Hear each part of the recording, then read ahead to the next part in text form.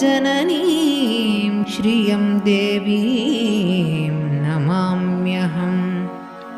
त्वमेवासि महालक्ष्मीः त्वमेव गिरिकन्यका त्वमेव सर्वविद्या च प्रसीद परमेश्वरी।